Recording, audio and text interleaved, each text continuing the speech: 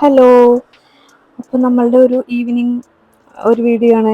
ചെറുതായിട്ട് എടുക്കണമെന്ന് വിചാരിച്ചിട്ട് എടുത്തൊന്നുമല്ല, പെട്ടെന്നൊരു തോന്നിയിട്ട് സ്പാർക്കായിട്ട് വന്നിട്ടുള്ളൊരു വീഡിയോ ആണ്.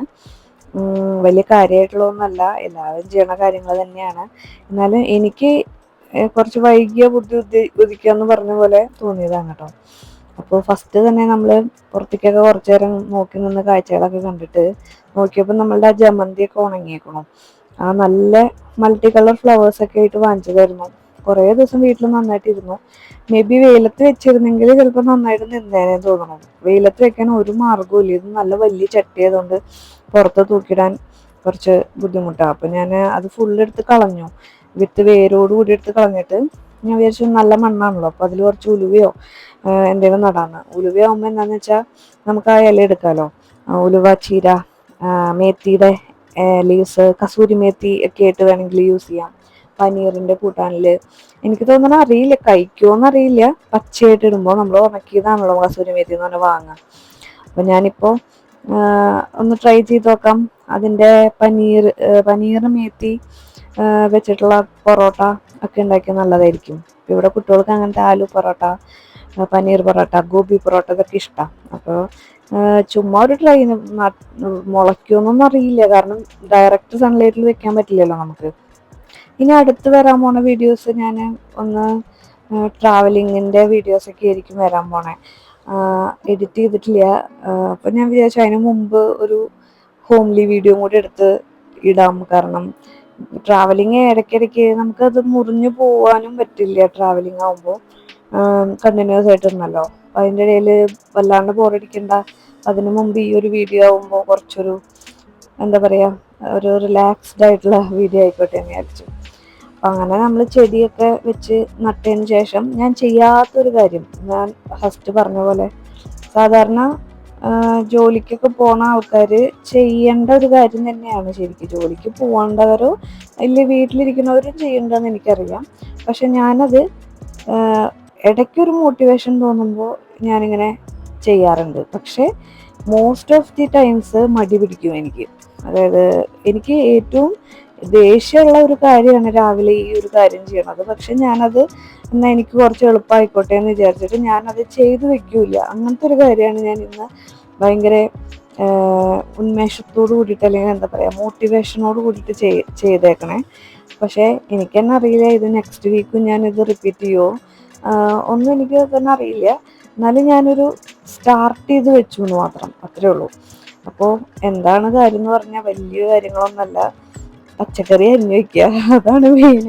സാധാരണ എല്ലാ വീട്ടമ്മമാരും പല വീഡിയോസിലും അല്ലെങ്കിൽ പല ആൾക്കാരും പറഞ്ഞു കേട്ടിട്ടുണ്ട് അങ്ങനെ ചെയ്തു വെക്കുന്ന കാര്യം. ഞാൻ ഇതുവരെ റുട്ടീനായിട്ട് ഞാനത് ചെയ്യാറില്ല. പക്ഷെ ഇന്ന് ചെയ്ത് നോക്കട്ടെ, ചെയ്ത് നോക്കുമ്പോൾ എങ്ങനെയുണ്ടെന്ന് അറിയാലോ. അതിൻ്റെ ഇടയിൽ ഞാൻ ഫിൽറ്റർ കോഫി ഉണ്ടാക്കാൻ വെച്ചിട്ടുണ്ട് കേട്ടോ. അപ്പോൾ ഇതേ പച്ചക്കറിയൊക്കെ ഞാൻ എടുത്ത് പുറത്തേക്ക് വെച്ചു. അപ്പോൾ എനിക്കിനി ഞാൻ പറഞ്ഞ പോലെ ഓഫീസിൽ പോകുമ്പോൾ ഇനിയിപ്പോൾ ഈ ഒരാഴ്ച എനിക്ക് നേരത്തെ പോകണം. അതുകൊണ്ട് വിചാരിച്ചു കുറച്ച് എളുപ്പമായിക്കോട്ടെ പണിയെന്ന് വിചാരിച്ചിട്ട് ഇന്നൊരു പെട്ടെന്ന് തോന്നിയിട്ട് എടുത്തു വെച്ചതാണ്. അപ്പം ഞാൻ ഗോബി ഉണ്ടാക്കിയപ്പം സാധാരണ ഞാൻ എപ്പം ഈ ഗോബി വാങ്ങിച്ചാലും എനിക്ക് ഉള്ളിൽ പുഴുവിനെ കാണുന്നതുകൊണ്ട് എനിക്ക് ഇഷ്ടമില്ല സാധാരണ. പക്ഷെ ഇവിടെ കുട്ടികൾക്ക് ഇത് ഇഷ്ടമാണ്, ഫ്രൈ ചെയ്ത് കൊടുക്കണതോ പല ഡിഷസ് ഇഷ്ടമാണ്. അപ്പം ഞാനും വിചാരിച്ചു നമ്മളെന്തായാലും സാധാരണ ഇത് വാങ്ങിച്ചു കഴിഞ്ഞിട്ടുണ്ടെങ്കിൽ ഫ്രിഡ്ജിൽ ഇരുന്നിരുന്ന നാശമായിട്ട് കളയും. സംടൈംസ് അങ്ങനെയൊക്കെ ഉണ്ടാവാറുണ്ട്. അതുകൊണ്ട് ഞാൻ വാങ്ങാറില്ല. പക്ഷെ ഇപ്പം ഞാൻ ധൈര്യത്തോട് കൂടിയിട്ട് ഒരെണ്ണം വാങ്ങിച്ചു. അത് ഈ മഞ്ഞപ്പൊടിയിലൊക്കെ ഇട്ട് കുറച്ച് നേരം തിളച്ച വെള്ളത്തിലിട്ട് വെച്ചു. അത് കഴിഞ്ഞിട്ട് ഇവർക്ക് ഇഷ്ടമുള്ളതാണ് കോവയ്ക്ക. അപ്പോൾ ഞാനിങ്ങനെ സ്വിഗ്ഗിയിൽ ഓർഡർ ചെയ്യുമ്പോൾ 250 ഗ്രാം അങ്ങനെയൊക്കെ ഞാൻ വാങ്ങുള്ളൂ. കാരണം ഇങ്ങനെ ഓവറായിട്ട് ഫ്രിഡ്ജിൽ വെച്ചിട്ട് നശിപ്പിച്ച് കളയണ്ടല്ലോ എന്ന് വിചാരിച്ചിട്ട് ഇത്തിരി വാങ്ങിക്കുള്ളൂ. അപ്പം ഞാൻ ആദ്യം വിചാരിച്ചു കോവയ്ക്ക അരിഞ്ഞ് വെക്കാം. അങ്ങനെ വിചാരിച്ച് കഴുകി ടവലിലൊക്കെ പൊതിഞ്ഞ് നന്നായിട്ട് ഈർപ്പൊക്കെ കളഞ്ഞതിന് ശേഷം നന്നായിട്ട് വട്ടത്തിലിങ്ങനെ അരിഞ്ഞ് വെക്കാമെന്ന് വിചാരിച്ചു. അപ്പോൾ എനിക്ക് എന്താ ഗുണമെന്ന് വെച്ചാൽ പിറ്റേ ദിവസം ജസ്റ്റ് സവാള അരിഞ്ഞിട്ട് വഴറ്റിയിട്ട് ഇതാണ് ചേർത്താൽ മതിയല്ലോ. അത് കഴിഞ്ഞു. അതൊരു സ്റ്റീൽ ഡബയിലാക്കി. അതേപോലെ അപ്പോൾ ഒരെണ്ണം ചെയ്ത് കഴിഞ്ഞപ്പോഴേക്കും നമുക്ക് ഓട്ടോമാറ്റിക്കലി ശരി ഇത് എളുപ്പമാണല്ലോ. അപ്പം നാളത്തെ ഒരു ഈസി ആയിട്ടുള്ള കാര്യം ആലോചിക്കുമ്പോൾ നമുക്ക് ഓട്ടോമാറ്റിക്കലി ഇതിങ്ങനെ ചെയ്യാൻ തോന്നുന്നു. എനിക്ക് ഇന്നാണ് അതിൻ്റെ ട്രിക്ക് കിട്ടിയത്. നമ്മളൊന്ന് സ്റ്റാർട്ട് ചെയ്താൽ മതിയെന്ന് തോന്നുന്നു. അതേപോലെ തന്നെ ക്യാരറ്റും ബീൻസും കൂടിയിട്ടാണ് ഞാൻ സാധാരണ ഉപ്പേരി ഉണ്ടാക്കാറ്. അപ്പം അത് അങ്ങനെ തന്നെ അരിഞ്ഞ് വെക്കുകയാണെങ്കിൽ ഇതിപ്പോൾ 2 ദിവസം 3 ദിവസത്തേക്ക് മതിയല്ലോ. അതായത് ഇപ്പം ഇന്നൊരു തിങ്കളാഴ്ച, അപ്പോൾ ഇനി ചൊവ്വ ബുധൻ വ്യാഴം വെള്ളി 4 ദിവസത്തേക്ക്. അപ്പോൾ ഏതെങ്കിലും ഒരു ദിവസം ഉരുളൻകിഴങ്ങൊക്കെ ആണെങ്കിൽ അരിഞ്ഞ് വെക്കേണ്ട ആവശ്യമില്ല, എളുപ്പമാണ്, നമുക്ക് വേഗം തോല് കളഞ്ഞ്.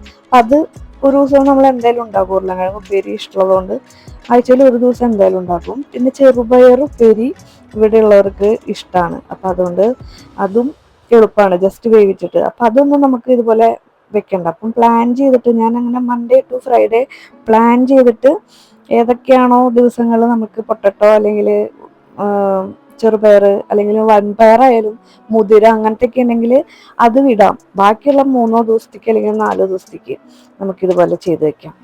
ഈ പീസൊക്കെ ഇപ്പം സീസണാണെന്ന് തോന്നുന്നു, എല്ലായിടത്തും കാണുന്നുണ്ട്. അപ്പം ഞാൻ കുറച്ച് വാങ്ങിച്ച് പനീർ ഉണ്ടാക്കുമ്പോഴോ അല്ലെങ്കിൽ ഇതുപോലെ ഗ്രീൻ പീസ് കൂട്ടാൻ വെജിറ്റബിൾ സ്റ്റൂ ഒക്കെ ഉണ്ടാക്കുമ്പോൾ അതിന് വേണ്ടിയിട്ട് ഞാൻ തോല് പൊളിച്ച് വെച്ചു. അത് എളുപ്പമാണല്ലോ.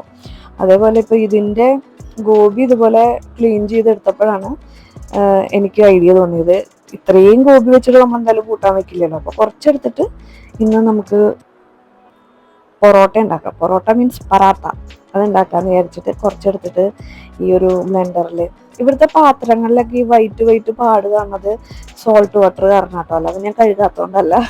പല ആൾക്കാരും വിചാരിക്കും ഇവരെന്താ വൃത്തിയിൽ കഴുകണില്ലേ എന്ന് വിചാരിക്കും, പക്ഷെ അതൊന്നല്ല.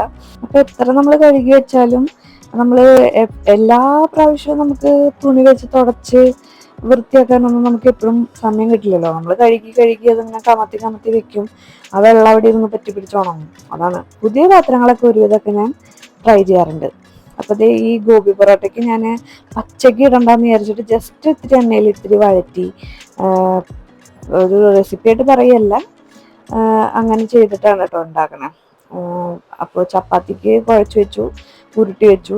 പിന്നെ അതേ മാവ് വെച്ചിട്ട്, അതായത് ഗോതമ്പ് പൊടി തന്നെ വെച്ചിട്ട് ഞാനൊരു കേക്ക് മിക്സ് ഉണ്ടാക്കി. ഞാൻ കഴിഞ്ഞ പ്രാവശ്യം പറഞ്ഞ ആ വീഡിയോ വെച്ചിട്ടാണ്, അതായത് അതിലത്തെ വീഡിയോസ് കണ്ടിട്ടാണ് ഞാൻ ഉണ്ടാക്കിയത്. ആ റെസിപ്പി വേണമെങ്കിൽ ഡിസ്ക്രിപ്ഷനിൽ ഞാൻ ലിങ്ക് കൊടുക്കാം കേട്ടോ.